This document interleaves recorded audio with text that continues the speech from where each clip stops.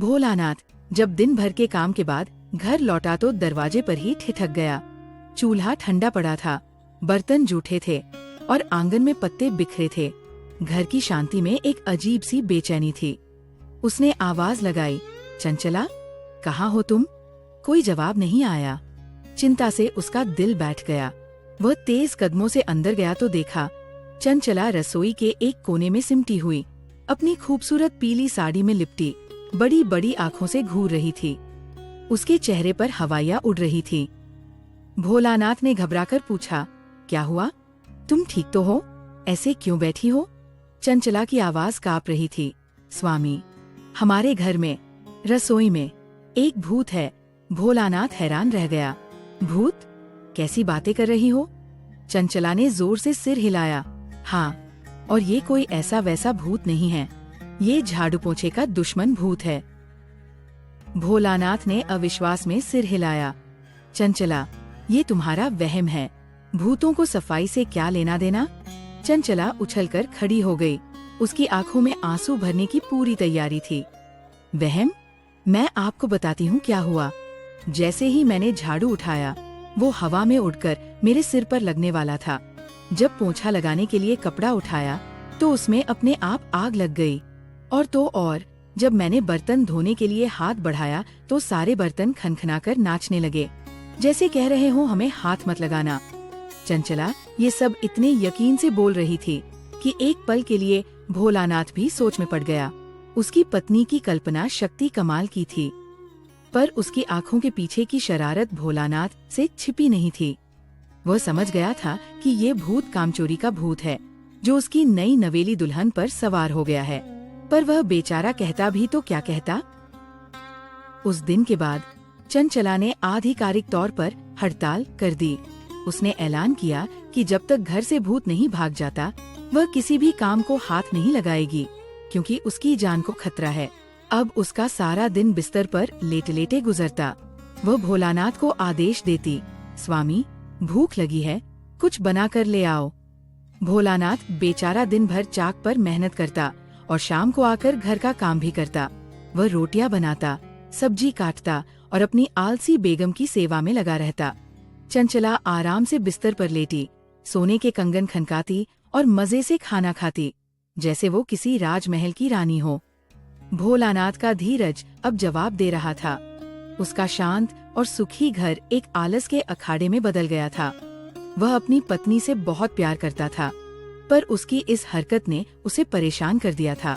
अब उसे एक ही इंसान की याद आई, जो इस उलझन को सुलझा सकता था, उसका छोटा भाई चतुर। अगले दिन भोलानाथ अपना काम छोड़कर गांव के चौक पर पहुंचा। बड़े से बरगद के पेड़ के नीचे उसका छोटा भाई चतुर कुछ दोस्तों के साथ बैठा ठहाके लगा रहा था। चतुर अपने नाम की तरह ही था, तेज और हाजिर जवाब। भोलानाथ ने उसे इशारे से अपने पास बुलाया। चतुर ने अपने भाई का उतरा हुआ चेहरा देखा तो समझ गया कि मामला गंभीर है। वह उठकर उसके पास आया और पूछा, क्या हुआ भैया? भाभी ठीक तो है? आप इतने परेशान क्यों लग रहे हैं? भोलानाथ ने एक गहरी सांस ली और सिर झुकाकर सारी कहानी कह सुनाई। उसने चंचला के झाड़ू वाले भूत से लेकर अपनी सेवा वाली ड्यूटी तक सब कुछ बता दिया। वह इतना दुखी था कि उसकी आंखों में नमी आ गई। उसने हताश होकर कहा, चतुर, मैं क्या करूं? मैं उससे कुछ कह भी नहीं सकता, वो नाराज हो जाएगी। पर ऐसे कब तक चलेगा? चतुर अपने सीधे सादे भाई की कहानी सुन रहा था और उसके चेहरे पर एक अजीब सी मुस्कान फैलती जा रही थी। भोलानाथ की दर्द भरी कहानी खत्म होते ही चतुर जोर से हंस पड़ा। उसकी हंसी इतनी तेज थी कि आसपास बैठे लोग भी मुड़कर देखने लगे। भोलानाथ ने हैरान होकर कहा, तुम हंस रहे हो और मैं यहाँ अपनी मुसीबत बता रहा हूँ। चतुर ने अपनी हंसी रोकते हुए कहा, माफ करना भैया, पर भाभी भी तो कमाल की है, झाड़ू पोंछे का दुश्मन भूत। ऐसा तो मैंने आज तक नहीं सुना। फिर उसकी आंखों में एक शरारती चमक आई। उसने अपने भाई के कंधे पर हाथ रखा और फुसफुसाते हुए कहा, आप चिंता मत करो, इसका इलाज मेरे पास है।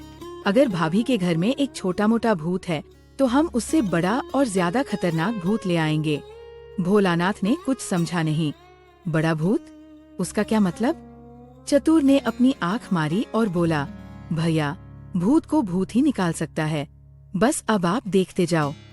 कल तक भाभी अपने हाथ से झाड़ू उठाएगी और पूरे घर को चमकाएगी, वो भी खुशी खुशी। सब मुझ पर छोड़ दो। उस रात चतुर ने अपनी योजना पर काम शुरू कर दिया। उसने कहीं से भगवा रंग का एक लंबा सा चोगा जुगाड़ लिया। रुई का एक बड़ा सा गोला लेकर उसने एक नकली उलझी हुई दाढ़ी बनाई, जो मुश्किल से ही उसके चेहरे पर टिक रही थी। उसने मुट्ठी भर राख अपने चेहरे और बाहों पर मल ली और गले में रुद्राक्ष की कुछ मालाएं डाल ली। जब उसने खुद को आईने में देखा तो अपनी ही हालत पर हंसी आ गई। अगले दिन सुबह सुबह वो भोलानाथ के घर पहुंचा। भोलानाथ उसे इस नए रूप में देखकर हैरान रह गया।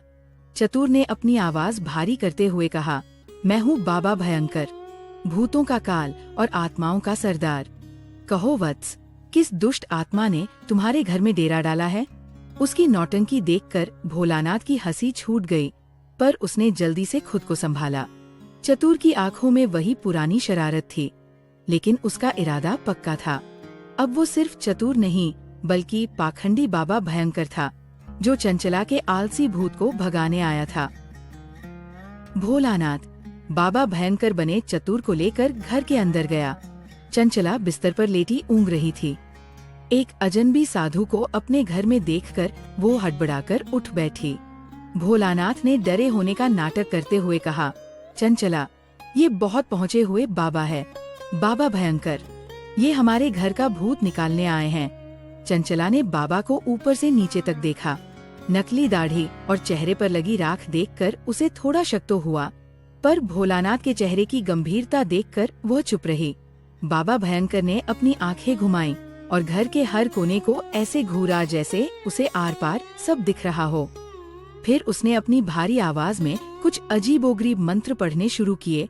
आलस पालस, झाड़ू पोंछा चापलूस, गीला अक्षरा धूर धूर, मेहनत से ना होना चूर। उसकी पूजा और मंत्र इतने बेतुके थे कि भोलानाथ को अपनी हंसी छिपाने के लिए खांसने का नाटक करना पड़ा। पर चंचला, जो ऐसी चीजों पर आसानी से यकीन कर लेती थी, हाथ जोड़े डरी हुई सी बैठी सब देख रही थी। अपनी अजीब पूजा खत्म करने के बाद बाबा भयंकर ने अचानक अपनी आंखें खोली। उसने एक गहरी नाटकीय सांस ली और घोषणा की, वत्स, तुम्हारे घर में वाकई एक भूत है, पर यह कोई मामूली सफाई का दुश्मन भूत नहीं है। चंचला और भोलानाथ दोनों ने सांस रोककर उसकी तरफ देखा। बाबा ने अपनी आवाज और डरावनी बना ली, ये घर एक बहुत ही शक्तिशाली और भूखी आत्मा के कब्जे में है। उसका नाम है भूखा राम। चंचला ने डर के मारे अपनी आंखें बंद कर ली। बाबा भयंकर अब सीधा चंचला की ओर घुमा और, बेटी, ये भूखा राम आत्मा आलस से सख्त नफरत करती है। इसे दो चीजें चाहिए, पहला एक चमकता हुआ साफ सुथरा घर और दूसरा हर रोज गर्मागर्म स्वादिष्ट भोजन का भोग। अगर इसे ये सब नहीं मिला, बाबा एक पल के लिए रुका और फिर फुसफुसाया, तो ये उस घर में रहने वाले सबसे आलसी इंसान को ही खा जाता है। ये कहकर उसने अपनी तेज नजरों से चंचला को ऐसे घूरा मानो भूखा राम उसी के अंदर बैठा हो। खाए जाने का ख्याल ही चंचला के लिए किसी बुरे सपने जैसा था। बाबा भयंकर के शब्द उसके कानों में गूंज रहे थे। अब उसे ना तो नींद आ रही थी, ना ही आराम करने का मन था। उसी दिन बाबा के जाते ही चंचला ने पहली बार डरते डरते झाड़ू उठाया। पहले तो उसके हाथ कांप रहे थे, पर भूखा राम का खौफ इतना था कि उसने पूरा आंगन साफ कर डाला। फिर उसने रसोई में जाकर बर्तन धोने की कोशिश की। पानी और राख से उसके हाथ खराब हो गए, पर उसने हिम्मत नहीं हारी। उसने पहली बार आटा गूंथने की कोशिश की, जो कभी पत्थर जैसा सख्त हो जाता तो कभी पानी जैसा पतला। उसकी पहली रोटियां भारत के नक्शे जैसी बनी, कहीं से जली, कहीं से कच्ची, पर वह लगी रही। भोलानाथ उसे छिप छिप कर देखता। जब वह थक जाती तो वह चुपके से पानी का घड़ा भर देता, और जब उसकी जली हुई रोटी खाता तो भी कहता, वाह क्या स्वाद है, आज तो भूखा राम जरूर खुश होगा। तारीफ के दो शब्द सुनकर चंचला के थके हुए चेहरे पर हल्की सी मुस्कान आ जाती। देखते ही देखते कुछ हफ्ते गुजर गए। जो घर कुछ समय पहले तक मकड़ी के जालों और धूल से भरा था, अब शीशे की तरह चमक रहा था। रसोई में जूठे बर्तनों की जगह मसालों की खुशबू ने ले ली थी। और चंचला, वो अब पहले वाली चंचला नहीं रही थी। आलस और अकड़ की जगह अब उसके चेहरे पर एक आत्मविश्वास और संतोष की चमक थी। उसे अब काम करना बोझ नहीं लगता था, बल्कि उसे इसमें मजा आने लगा था। उसे अपने हाथों से सजे स्वरे घर को देखकर एक अजीब सी खुशी मिलती थी। आज सुबह वो आंगन में चौक पूर रही थी और साथ में गुनगुना भी रही थी। उसके हाथों में अब एक सलीका था, एक कला थी। उसे एहसास हो रहा था कि अपने घर की रानी बनकर लेटे रहने में वो सुख नहीं, जो अपने घर को रानी जैसा बनाने में है। भूखा राम का डर अब खत्म हो चुका था और उसकी जगह एक प्यारे से गर्व ने ले ली थी। उस दिन दोपहर में चतुर अपने असली रूप में भैया भाभी से मिलने आया। चंचला ने बड़े प्यार से उसके लिए ठंडा शरबत बनाया और उसे आंगन में बिठाया। घर की साफ सफाई और चंचला का बदला हुआ रूप देखकर चतुर मन ही मन मुस्कुरा रहा था। बातें करते करते उसने अपनी जेब में हाथ डाला और एक छोटा सा कपड़ा निकालने लगा। कपड़े के साथ अनजाने में उसकी जेब से रुई का एक छोटा सा टुकड़ा निकलकर जमीन पर गिर पड़ा। वो बिल्कुल वैसी ही रुई थी जैसी बाबा भयंकर की नकली दाढ़ी में लगी थी। चंचला की नजर उस रुई के टुकड़े पर पड़ी। एक पल के लिए वह उसे घूरती रही। फिर उसने अपनी नजरें उठाकर चतुर के चेहरे को देखा, फिर भोलानाथ के चेहरे को, जो अचानक घबरा गया था। एक एक करके सारी कड़ियां जुड़ने लगी।